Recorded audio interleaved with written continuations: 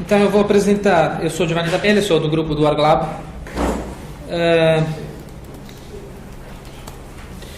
E vou apresentar, portanto, digamos assim, muito rapidamente, a parte do meu projeto individual que tem a ver, e que é integrado também no projeto do Arglab em geral. Portanto, é um projeto individual de pós-doc, financiado pela FCT, mas é também integrado no projeto do Arglab, do Laboratório para a Alimentação. E vou apresentar, portanto, rapidamente a parte do meu projeto que tem a ver com o tema da disseminação dos conhecimentos. Portanto, o meu projeto tem um objetivo, digamos assim, teórico, que é a análise dos argumentos contidos nas decisões do Tribunal Constitucional Português.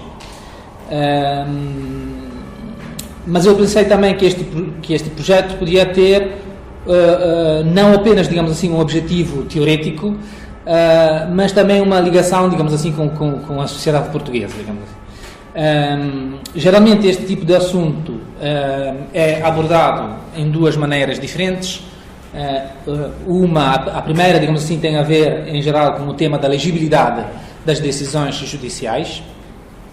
Mas o tema da legibilidade das decisões judiciais não tem a ver apenas com questões de teoria da argumentação, tem também a ver com questões, digamos assim, de forma muito genérica, questões de retórica e estilística, digamos assim. Também as decisões judiciais têm, digamos assim, desses problemas. Portanto, escolha das palavras, sintaxe, uso de um linguajar técnico-jurídico, etc, etc, etc.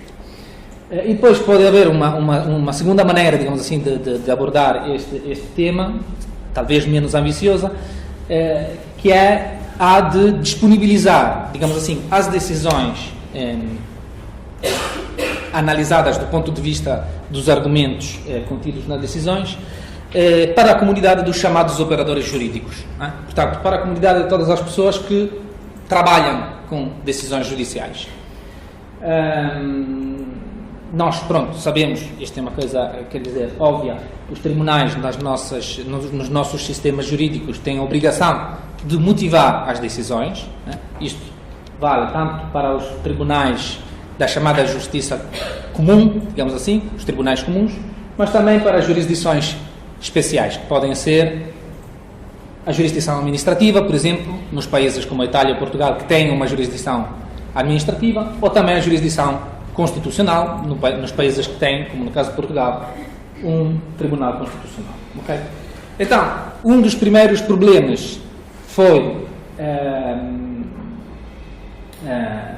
digamos assim, a escolha da amostra das decisões que deviam ser analisadas, e também neste caso, digamos assim, a escolha final foi guiada, digamos assim, por critérios que têm a ver com disseminação, de qualquer maneira, dos conhecimentos, porque acabei por escolher como critério de escolha das decisões um tema, portanto, a partir do conteúdo das decisões, e um tema que tivesse repercussões na sociedade portuguesa, que é o da chamada jurisprudência da crise. Portanto, todas as decisões do Tribunal Constitucional que têm a ver com questões orçamentais, e que têm a ver com questões que dizem respeito ao memorândum da Troika, etc, etc, etc. Okay? Portanto, decisões que vão mais ou menos desde 2009 até 2014, têm a ver basicamente com questões orçamentais, mas não apenas com questões orçamentais, e também com a coerência, sendo decisões do Tribunal Constitucional entre esses assuntos e os valores, enfim, os princípios fundamentais positivados na Constituição da República Portuguesa.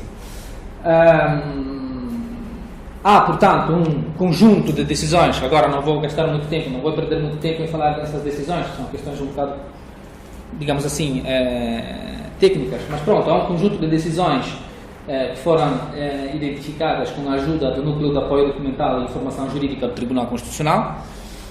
São mais ou menos 25, pronto, esses são apenas números, mas pronto, são mais ou menos 25 decisões.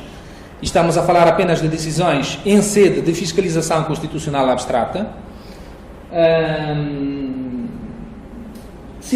Mais ou menos 25 decisões que podem ser definidas, digamos assim, como pertencentes, digamos assim, a este grupo de decisões da jurisprudência da crise. Isto no que toca, digamos assim, à escolha das decisões. Portanto, sobre essas decisões, eu fiz um trabalho também de análise, digamos assim, dos argumentos, etc, etc, etc. A ideia depois é disponibilizar essas decisões com os argumentos realçados para a comunidade dos digamos assim, operadores jurídicos. Isto quer dizer juízes, advogados, alunos das faculdades de Direito, etc, etc, etc. Disponibilizar através de um database que é acessível a partir de um website que é público. E o website é, desculpem, este. Ok, já está online. Que é o website do Observatório Jurídico. Este é basicamente a interface da base de dados. Tem espaço, digamos assim, entre aspas, por 3 pesquisas diferentes. Uma primeira, que esta que estou a desenvolver no meu projeto de postdoc, que é justamente sobre o Tribunal Constitucional Português. Uma segunda, que em princípio devia ser desenvolvida na Faculdade de Direito, mas agora não sei muito bem como é. É o Supremo, que é, na altura em que nós tínhamos o projeto, né, do Supremo Tribunal de Justiça, portanto, neste caso, uma jurisdição de, digamos assim, justiça comum e não de justiça constitucional. E uma última, que em princípio devia ser devolvida conjuntamente ao CEBRAP de São Paulo, Centro Brasileiro de Análise e Planejamento de São Paulo, que era sobre o Supremo Tribunal Federal do Brasil. Cada uma dessas, digamos assim, pesquisas tem mais ou menos a mesma estrutura. Ou seja, a base de dados funciona basicamente na mesma maneira. E funciona assim. Pronto, aqui temos uma apresentação muito geral do projeto.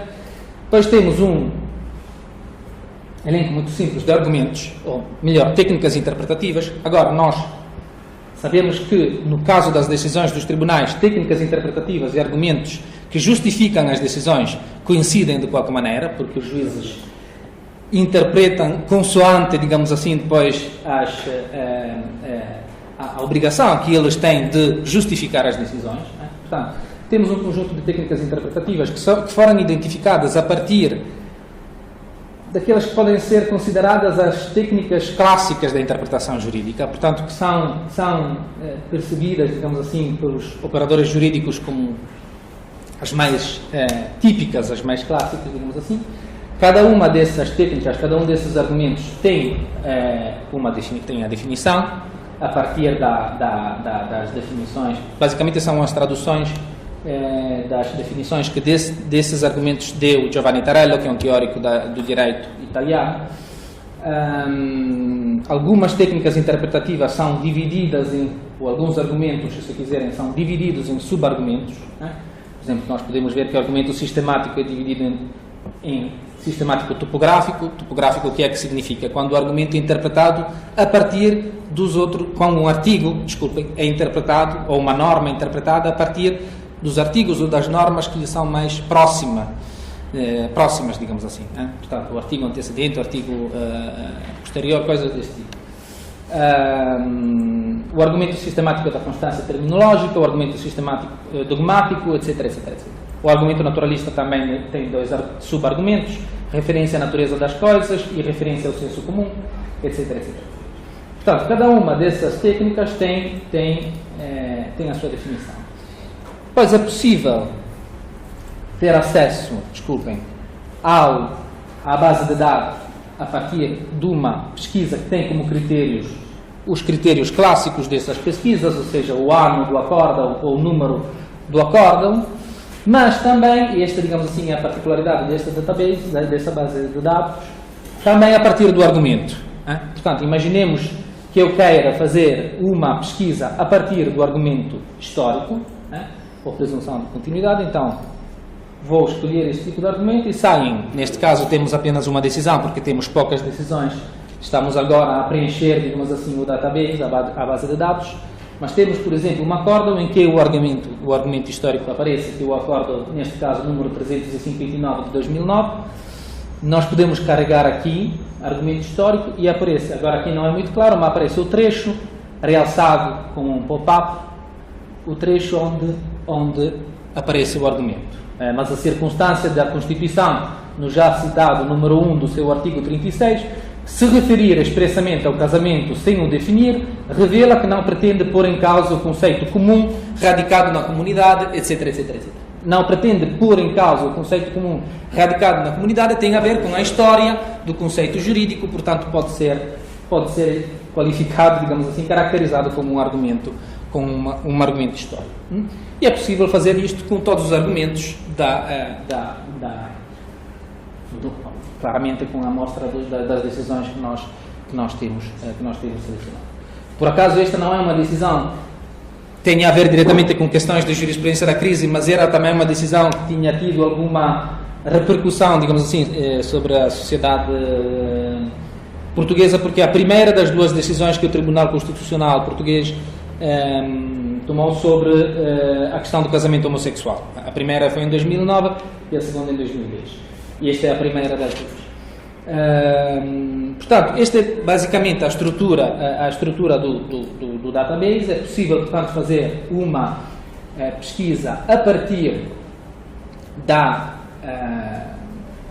do argumento ou a partir do número da decisão, etc, etc, etc. E depois o site tem também uma seção, mas que ainda não está, digamos assim, online, que é sobre estudos e pesquisa sobre as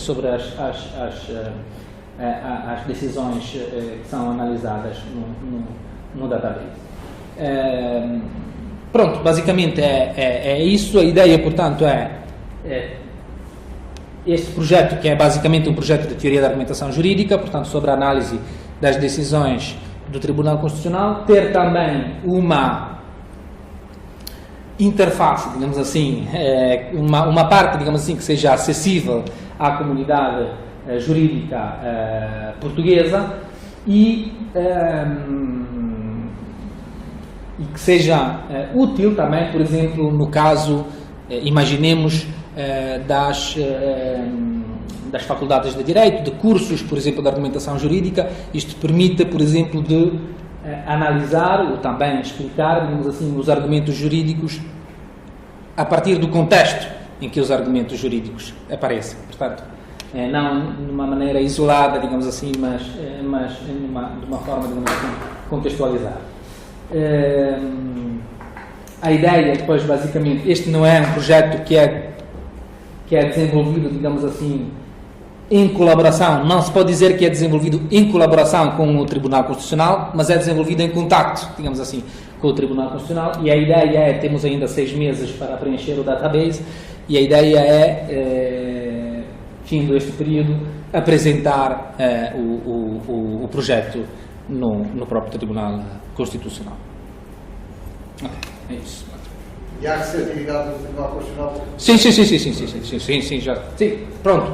Esta, digamos assim, pesquisa dos acórdãos, etc, etc, já tem sido feita com a colaboração do Tribunal Constitucional, portanto. Sim. Eu compreendo, obviamente, que a construção de uma página que tem várias possibilidades de acesso à informação do projeto organizada é um fator de disseminação. Mas eu tenho a sensação que é preciso ser mais proativo nessa disseminação para que se possa dizer que existe uma verdadeira estratégia. Estão a fazer perceber? Quer dizer, sim. Eu acho que uma disseminação que é, eu penso que isto é quase o beabá, não é? A pessoa tem um projeto e plasma, é uma questão que eu vou colocar, não tenho certezas. E, portanto, o é normal que os projetos tenham uma janela na internet. Sim. Portanto, eu não sei se isso é um elemento diferenciador. Quer dizer, não é deste projeto só, é um elemento diferenciador no que tem a ver com essa proatividade da disseminação. Isto é, criar acontecimentos que permitam comunicar a investigação a um universo de pessoas que pode ser muito distinto. Podem ser alunos de faculdades, mas também não. Podem ser, não sei, estou a perceber, não. Eu acho que parece-me que o Instituto talvez pudesse pensar em potenciar as várias iniciativas de disseminação que esta reunião permite, mas procurar dar-lhes um impulso para que elas fossem singularizadas em função da especificidade de cada projeto. Eu acho que é muito ao nível do acontecimento. Criar acontecimentos que permitam a transmissão efetiva e certificada do projeto. E sem isso não há verdadeira disseminação. Não sei se posso... Não é, digamos, um aspecto específico deste projeto, é um aspecto geral de... Estou a pensar que a hoje é muito para sermos um bocado, tentarmos esclarecer um bocado aspectos mais nebulosos do próprio conceito de disseminação. Eu penso que não chega a dizer que o projeto tem uma janela pública na internet, em que ele possa mais ou menos adormecido. Então, se posso responder. Então, aqui há duas questões. A primeira é a da janela pública. Esta não é bem uma janela pública do projeto. Quer dizer, a janela pública do projeto é uma coisa do tipo, nós temos lá uma página do projeto em que mais ou menos quem pertence ao projeto, pô, lá, digamos assim, seminários, gravações dos seminários, coisas deste tipo. De facto, isto não é exatamente uma janela pública neste sentido. Isto é uma coisa muito diferente, que é a base de dados das decisões que foram analisadas ao longo do projeto e que é disponibilizada. E o que é disponibilizado é exatamente o trabalho que foi feito no projeto, ou seja, a análise dos argumentos, etc, etc, etc. Agora, é claro que, sendo o projeto um projeto de argumentação jurídica, é muito difícil que um projeto deste tipo tenha uma janela, digamos assim, que é acessível para todos, em primeiro lugar. A não ser que seja uma coisa do tipo, como eu já referi, que não seja uma coisa do tipo legibilidade das decisões judiciais, mas eu tenho algumas dúvidas que seja realmente possível chegar a todos, mesmo com um projeto deste tipo. Portanto, a ideia aqui é alcançar pelo menos, chegar pelo menos à comunidade jurídica portuguesa, fazer um projeto que não seja, basicamente um projeto depois do doutoramento deve ser este, não é? Portanto, fazer um projeto que, findo o período do pós-doc, os 6 anos, seja basicamente fechado em si e não haja a possibilidade para a comunidade jurídica portuguesa de avaliar os resultados desse projeto.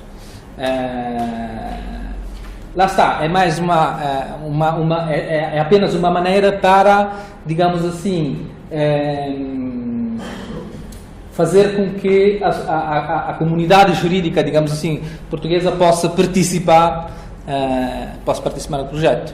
Portanto, não é exatamente uma janela no sentido em que é uma janela, um site do projeto, não é passiva, exatamente, não é uma coisa, tem pelo menos a ambição é que tenha alguma...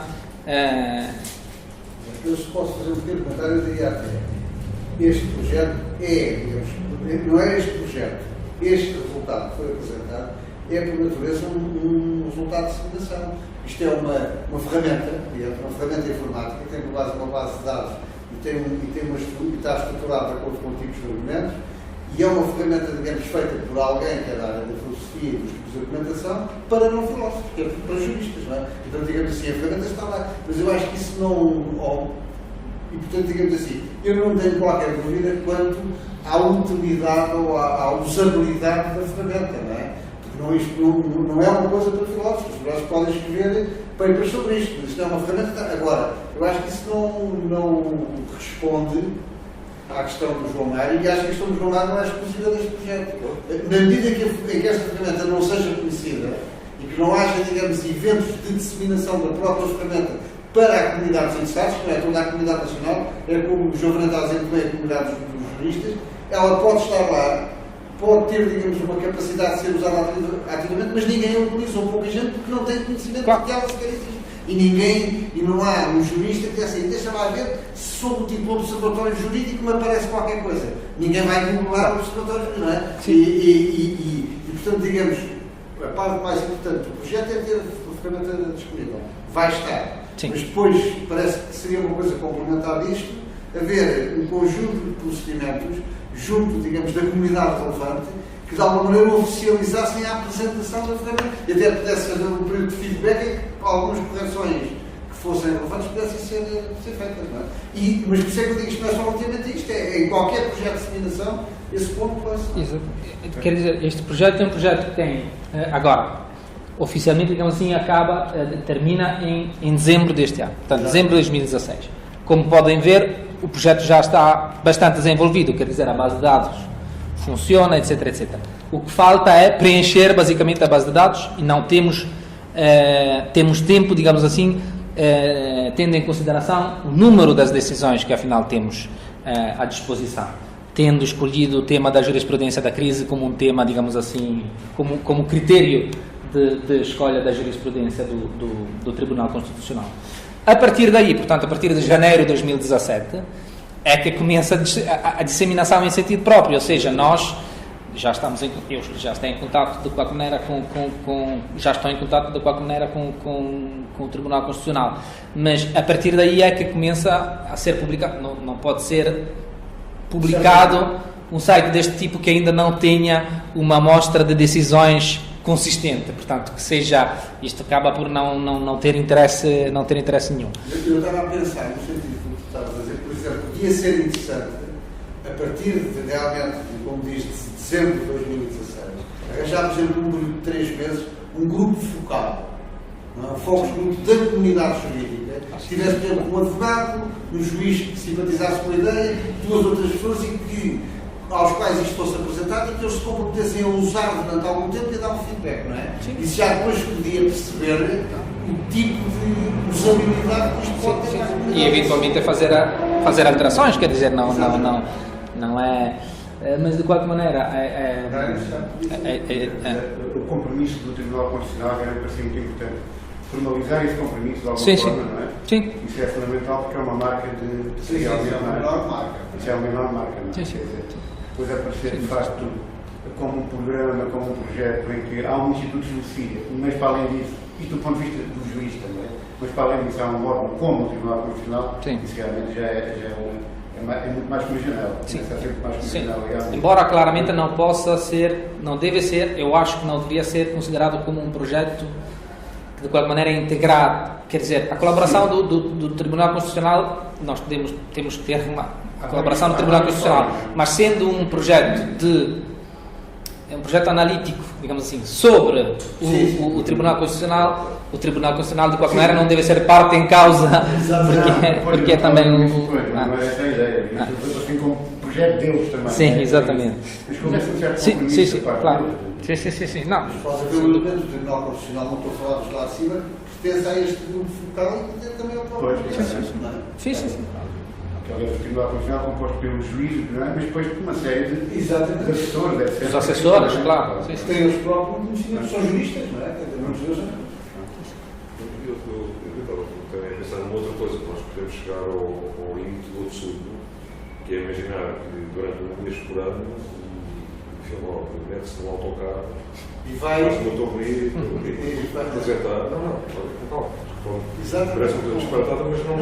Com pontos pré-definidos, não é? Porque é isto, acho eu, que algumas pessoas se referem como forma de disciplinar. É uma espécie de atividade própria. Uma atividade própria que implica uma linguagem própria, modos de comunicação próprios, um autocarro, uma torneio, no fundo, independentemente dos projetos definidos, não é? Que existem, há um projeto global que tem a ver com valores e experiência, e racionalidade. E, portanto, quer dizer, do ponto de vista do projeto, as pessoas podem se perguntar como é que as pessoas na comunidade sabem o que este está a fazer. Alguns foram contemplados por eles de uma maneira conjunta, não é? Quer dizer, vocês lembram-se que isso foi uma questão que se levantou na avaliação do projeto. Como é que é feita a articulação entre os vários laboratórios? E, portanto, porque também, se essa articulação não estiver feita, ela não pode ser disseminada. Portanto, os valores que nós estamos a falar não são valores de um projeto, são os valores de vários projetos. Não há uma espécie de elegibilidade de uma ação concertada, que é aquela pela qual o Instituto vai ser nomeado. Só uma coisa, do ponto de vista da disseminação, só a última coisa que eu queria realçar é que, se bem percebi, um dos critérios, um dos requisitos, digamos assim, da disseminação dos conhecimentos é que haja, ou que seja possível, que o projeto torne possível, digamos assim, algum contacto com uma instituição que não é uma instituição de investigação, que não é uma faculdade, que não. Este projeto permite este tipo de contacto. Portanto, a ideia é, em primeiro lugar, pelo menos com uma, a partir podem ser 3, mas pronto, pelo menos com uma instituição que não é uma instituição, não é um instituto de investigação, etc. etc. Okay. Obrigado.